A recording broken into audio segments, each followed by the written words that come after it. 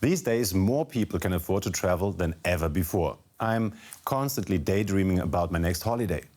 But how can you travel smart? How can you help preserve the environment and sites and avoid bothering locals? Our topic today on Shift.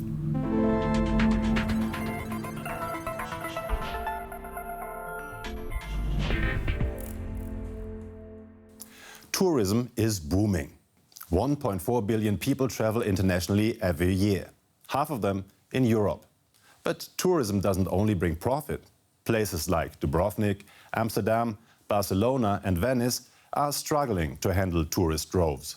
Some say Airbnb is pushing out local residents and turning entire cities into giant hotels. Then there are sites like Instagram, which fuel our desire to visit and photograph memorable sites. When there are more tourists than a given place or its residents can handle, we speak of over-tourism. Can cutting-edge technology help make travel friendlier for both visitors and locals? We asked smart travel expert Lisa Kinney from the German digital association Bitkom. When it comes to tourism, digitalization has great potential for enhancing sustainability. To begin with, it's about making information easily accessible.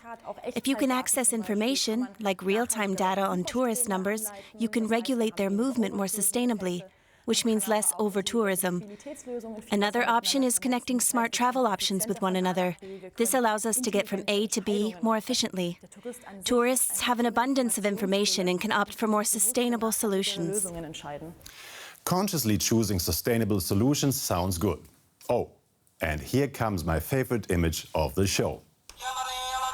Travel guides are great when you're on the road, but back at home, they mainly take up space. Nobody really needs the print versions anymore.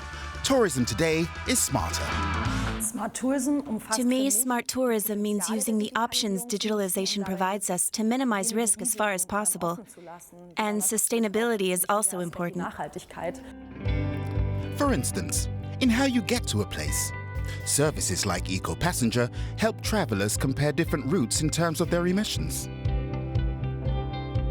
If you want to know how to travel by train in Asia or Africa, you can visit The Man in Seat 61, a blog created by rail expert Mark Smith from Britain.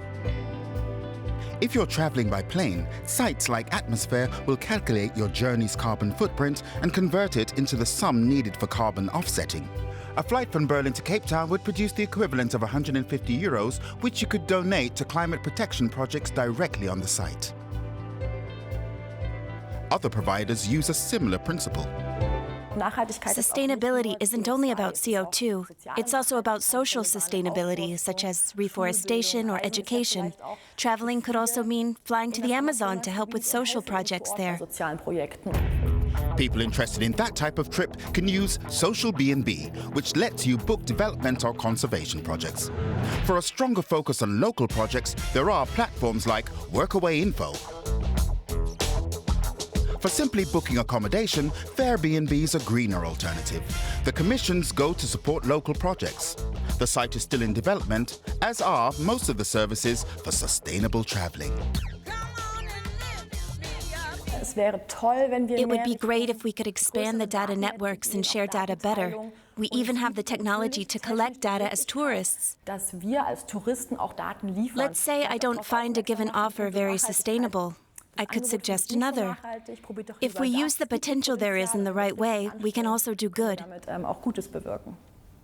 I agree, but let's keep some insider secrets free of location tags. Maybe it's okay to not tell everyone where this field of blossoms is. Or it might share the fate of the poppies on Lake Elsinore in California. So many people trampled the flowers there that the fields eventually had to be made off limits. And there are alternatives. Instead of feeding over tourism, we can make a contribution to science. Take these holiday snapshots. They can also become part of a smart tourism data pool. Tourists can contribute their photos to citizen science projects and supply valuable data for research on coasts, animals and clouds. The University of Kiel's Coastwards project examines all types of coastlines, whether cliffs, mud or sand. Vacationers can upload their photos and specify the exact location to the Coastwards website. The images go into a global data bank and help scientists to better understand the risks of rising sea levels.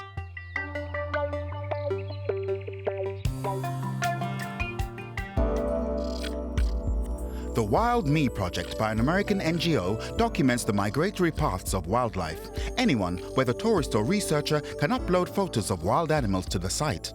Artificial intelligence recognizes each animal by its individual traits and records the date, time, and location the photo was taken. This allows scientists to follow migratory patterns, and users can see where the animal they photographed on their holiday has moved on to. Anyone can take pictures of clouds with NASA's Globe Observer app and again help researchers. The US Aeronautics and Space Administration compares the photos and other data like time and place with their own satellite images, which among other things helps them improve research on the atmosphere and climate. Scientists aren't the only ones who benefit from big data. Tourists can too. In the city Hangzhou, China, for instance, tourists' movements are tracked, so that the city can inform visitors how crowded a location will be, say, 2 hours in advance. The UN World Tourism Organization contends that smart cities are best equipped to handle mass tourism. In 2019, for the first time, the European Commission named 2 cities European capitals of smart tourism, Lyon and Helsinki. We went to both to see how this smart technology looks in action. Here's Helsinki in Finland. Welcome to Helsinki, or at least to a virtual Helsinki. Now, anyone, anywhere can explore Helsinki with a VR headset and without traveling. The virtual duplicate of Finland's capital was created by the Zoan company. Marketing manager Laura Olin is showing the headset to visitors. Slip it on and you can see what it's like to stand in front of Helsinki Cathedral. In future, it may even be possible for people to virtually attend concerts and exhibitions or go shopping in VR. Not everyone can afford to come here, or they don't have the means to come here, and this is why we need to be able to give them options to explore the city of Helsinki and different places without flying or without physically traveling. Visiting Helsinki in VR saves travel time and the resulting CO2 emissions. Those who head to Helsinki in person have to decide what to do first among the many sites and food options. The website My Helsinki provides tips for sustainable options. Then there's the question of how to get from A to B, by subway or city rail, or by bike, or with the nearest car share. The app WIM allows you to search for, book, and pay for the various means of transportation available in Helsinki. I looked at the city and said, hey, if I have any chance of telling my kids or my grandkids that, look, this is what the traffic looked like year 2015, and look at it now, when people are happy, they have their freedom, but the city is much more clean, it's much more convenient and nicer for people to live in. With WIM, users need to only check one app to plan their journey. And local residents have also been leaving their cars at home more often, which is good news for Helsinki, as the city plans to be carbon neutral by 2035. The other European capital of smart tourism is Lyon in southern France. We took a tour of the city to see just how smart you can get there. Take a look. This app guides users through Lyon's Traboul, a network of interconnecting alleyways, corridors, and stairways. It uses geolocation to lead tourists through Lyon's most picturesque courtyards and passages in the Old Town, and provides background information on the Trabouls along the way. Blondine Tenet of the city marketing initiative Only Lyon tells visitors how they can use the app to explore the city and discover Lyon's insider spots. But locals also benefit. It's something that is very important to us because in this Traboul, these little passageways, actually there are people living. So the deal for us, the issue was to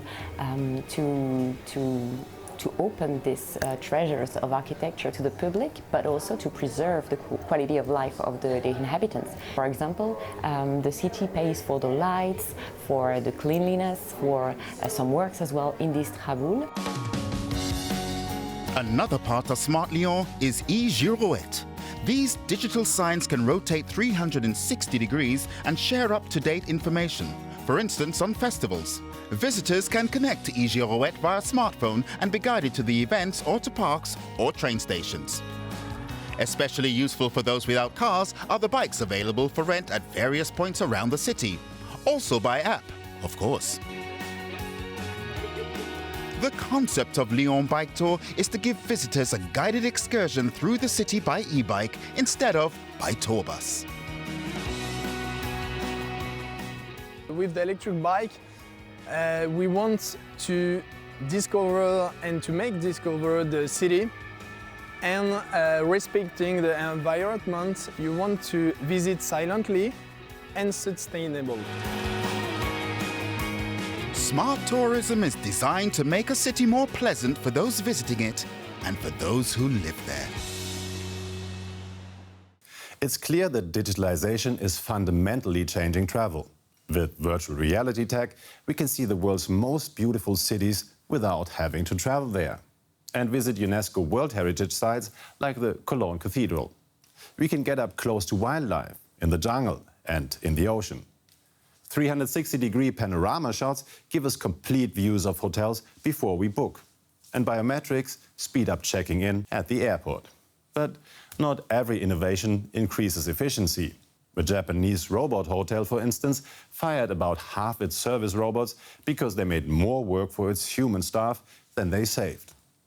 If you're interested in finding out more, check out our YouTube channel, where I'll show you more smart tools that can help you on your holidays.